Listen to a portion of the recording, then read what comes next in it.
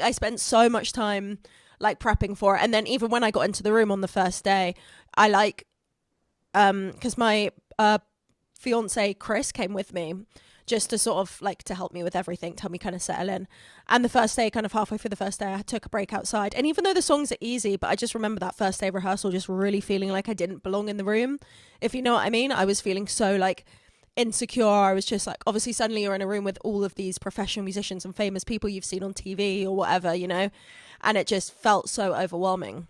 And you also But went 0 to 100. You went from like, you went yeah, straight to the top. yeah, exactly. And like I'm lucky, very lucky to like have kind of gone that path, I guess, and been able to kind of skip a lot of like the shitty tour buses and you know, all of that, and sort of go to that level. But it was definitely like a struggle for like the first bit.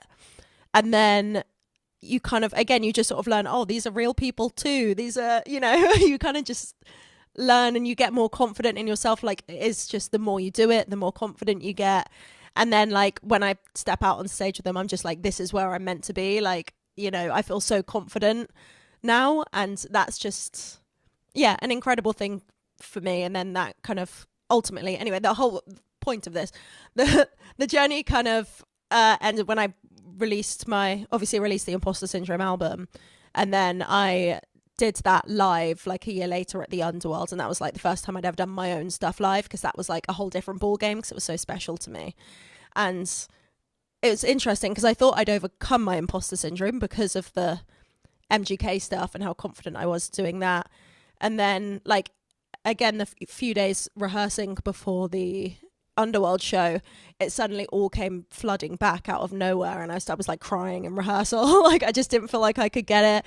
But like, you know, I'm lucky I have a good like team around me, a good support system, and the show ended up being amazing. And again, as soon as I stepped out onto the stage, I felt so confident. I was like, this is where I'm meant to be, you know.